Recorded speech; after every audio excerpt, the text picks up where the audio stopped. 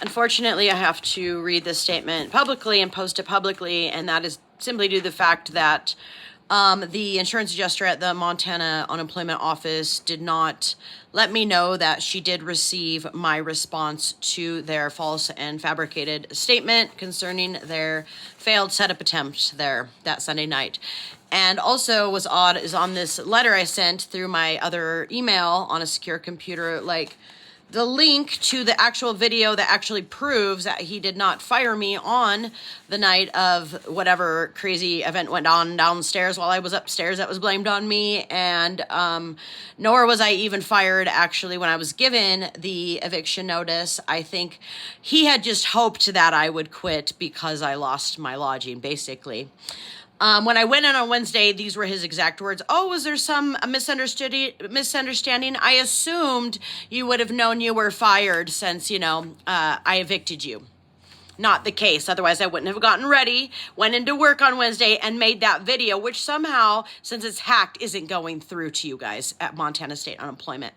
So this is my statement, which I did not get verification that it was received. I'm not going to say the name of the adjuster. Her name begins with the letter C. I'm responding to your question, and I'm having to use a different account on the secure computer at the job service office as everything I try to send concerning the claim or my Allstate renter's insurance claim involving the illegal entry, trespassing of my room, and destruction of personal belongings, $10,000 worth of damage, from Willow Creek are not going through. My device has been hacked and files are compromised and missing that are evidence of illegal activity and destruction of my personal belonging. They are, in fact, missing off of my iCloud account, even though this device shows that they are still existent. They're not. Signs of hacking and proof of hacking. On Thursday or Friday of August 11th or 12th, I had to go to Three Forks, Montana to speak with a police officer concerning being woken up in the night with the loud noises of a feral cat named Anita. Feral, yet supposedly the chef starting with S, his cat. When I was at the police station, they did ask me about S's brother, starting with C, as he seems to be a person of interest concerning criminal activity involving meth. S's brother, C, his sister, other family members, and or friends of S would be often be up in his room next to mine partying loudly all night long, often for 5 to 7 days straight. Even though they were up all night many nights, they would end up showing up for work the next day without sleep and working. I use the term they as M would be out all night and often would wake me up when coming in around 4 a.m. He would be gone many nights and all nights, yet come in to work the next day and work without any sleep with energy and dilated pupils. I was just trying to have a normal schedule and get some sleep as my job required much energy, and having chronic illness besides is very difficult for me and often requires much energy, or often takes up all of my energy just to work a shift. I'm also a person that isn't able to sleep when it's light outside and prefer to sleep at night and be productive during the day. I was also having notifications of increased hacking attempts and getting oddly sick after eating food and drinks prepared for me there by the chefs and bartender. These were concerns I had also expressed to the Three Forks police just days before this odd fiasco went down. I had also mentioned to coworkers that the reason that we were getting complaints and bad reviews concerning the ribs being undercooked had to do with the fact that the chefs were up or out partying all night and not getting them in the oven to cook on time, as we were losing business and reservations. The policeman in Three Forks had recommended that I get my own mini fridge freezer and lock my room. I was unable to keep my room locked as it served as the front fire escape. In the event of a fire, the balcony could be accessed, and after 2 almost fires there when I lived there, they had purchased a ladder for the balcony to use as a fire exit. I had mentioned to a coworker named Jay that I was being kept up all night with late partying, which was especially concerning on the weekends, as I was expected to work both lunch and dinner shifts on Saturday and Sunday. Some of these weekends there was not lunch break coverage, and I would work from 10:30 a.m. to 11 p.m. straight through. I hadn't gotten into details about the cat, but also mentioned that there was a bit of a disturbing incident that I was woken up to, and that I needed to find a new place to live if I was to continue working there, as I had no longer felt safe living up there. S had made off comments to me when very drunk concerning the cat, to the effect that he throws the cat out of a very high window when the cat irritates him and asking me to not let the cat in my room anymore. The cat would come into my room through my balcony and I would buy cat food for it as they did not feed it. I had proof of these texts to Jay previous to these false claims and fabricated incident. However, the phone I had used there ended up being put on a permanent security lock and now unavailable for use entirely.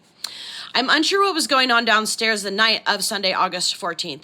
I had finished my shift and went upstairs, taking a drink made by a bartender up with me to sing a few karaoke songs by myself on my balcony and go to sleep. I did not finish the drink that night. It became disturbing as the cops pulled up and I heard the bartender tell the cops she heard what sounded like gunshots from the field and that someone had sped off below and kicked gravel onto the bar window.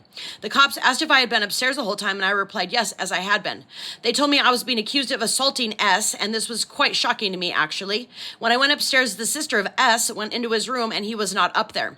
I did knock on the door and ask her to leave and come back when he was there. I had become concerned with all the traffic of drug-using people in the place as I had money go missing, and the place was left unlocked and anyone could just walk in there whenever and have access to my room, even when all three of us employees were downstairs working.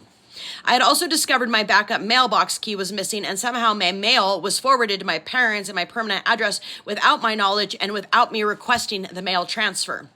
I did also observe the police in the parking lot of the post office the night before I left with their lights on as I was awakened in the middle of the night. The vehicle of the brother, C, blue PT Cruiser he drove, was in the post office parking lot right before the cops showed up. I found it to be a bit odd because C was supposed to be out of state and had told us all a few days before that he was going to Texas. When I saw the undrank drink on my balcony the next day, it had many dead bees and flies in it, so I put it in an empty water gallon jug with it dated. However, since M went into my room and went through all my stuff illegally and it was thrown out. I did take a picture of it with my phone that ended up being put on a permanent security lock, and the picture is also missing from my iCloud account. I did not touch S. I did not shove him. I did not choke him. He wasn't even up in his room. So the whole loud music thing is a complete fabricated lie, amongst the others. When S did come up acting drunk and volatile and threatening me, I pointed at him and said, "And you do abuse your cat. It wakes me up at night." At that point, he attempted to lunge into my pointed finger, but I don't know whether he made contact with it or not. The police told me that they were not going to press any charges based on the story of S and his sister. Plus, they were always up all night doing drugs for 5 to 7 days straight, so you know what people act like after those runners. I was never given a report number, case number, or anything like that. I would like to note that I had been warned about their entire family and their drug involvement by several different parties in the town while I was living and working there.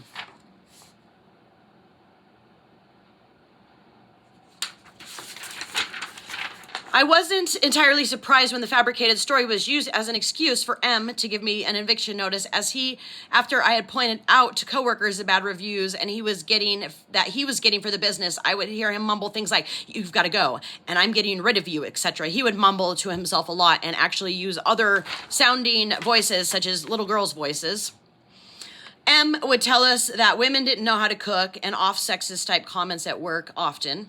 Our jobs involved a whole lot of running around and very busy work, which was hard to keep up on as they would often be standing in the kitchen just having to rewarm ribs, etc. He also would not come out and help us or anything that would help the diners to have a better experience while they were there. I know that he became intimidated by my work experience and professionalism and the fact that I was getting very good tips and recognition of excellent service and performance at my job. I was never wanting his management position. However, it's nothing new for managers to get rid of me when they find out I do have more experience, knowledge, etc., and that I have started and ran several successful businesses of my own. He did not tell me that I was fired when he gave me the eviction notice. He mentioned no scheduled change whatsoever, and this is why I got ready for work and went in during my regularly scheduled shift previously agreed to and posted, which was Wednesday, August 17th. This is when I took the video, as I have never had any write-ups, warnings, disciplinary action, or anything of the sort at work, and actually went above and beyond and displayed exceptional service skills, and my tables and customers really liked me and would come back often. I literally did have clientele built up that would come in specifically when I served to be served by me specifically, and that seemed to bother M. I'd also like to note that the reviews on the page actually do support the fact that he would be heard yelling loudly at the kitchen, abusing women staff members, and people had stated they were never coming back to the establishment because of that. And also that we were running our tails off, making salads, making desserts, doing everything. You know, that basically even the diners noticed that we were being overworked while they were standing around in the kitchen. I didn't know if I'm missing any part of your questions, and I'm surprised at them as my original claims seem to already answer them and in a less detailed way address these false claims and concerns. Also, the video that's proof of his not giving me a single reason for firing me 3-4 days after this so-called incident never went through at any point to you people. I hope I gave you the answers you need. I will be able to get a new phone when I get SSDI, which got reduced, and should then hopefully have a non-hacked device that can receive calls, and I will call in at that time. I have an open renter's insurance claim with Allstate concerning the destruction of my property and violation of lease on M's part, as well as having to file a report with the Bozeman police concerning the violation, and there's also a civil case being filed. I was getting a dry cleaning quotes, etc., finding the value of rare antiques from the 1900s and making a list of all the losses. Some being family photos that cannot be replaced, etc. You know, such as a waterlogged Bible that was given to me from my mom on the last Christmas that I spent with them, full of family photos, including photos of my deceased son that were completely ruined. Like I said, I'll be filing a civil claim against M due to all the losses. I do believe this is a big part of why they're exaggerating. They're exaggerating and false statements are being made against me at this point. And then also I had to send another little email because you originally stated that there were 3 roommates up there with me, and that is not true. It was me and the 2 chefs that were the only ones authorized to live up there. So I don't know if that was also like a lease was fabricated to include the sister. I wouldn't doubt it. I seem to be right about all this stuff in advance anyways. Interesting that I end up being right. Also, I don't know if it was mentioned, but there were not 3 roommates authorized to be living up there. It was M, S, and I, and we were the only 3 residents occupants of the upstairs. I also noticed a typo that I can't work. Oh, I'm sorry. That was when I said I can't work during the day, but I meant to say that I can't sleep during the day. I will attach further photo documentation when I can get it photographed with a separate camera device, that as I'm still having trouble emailing myself photo proof and documentation from this iPad that was hacked while living there at WC. And still oddly on this email, like I said, the link concerning what was left of the video of him firing me without just cause 3 to 4 days later after this did not post and wasn't included in this email. And it is erased from my iCloud account, although it is still on this device and still showing on my YouTube account. It's all really odd.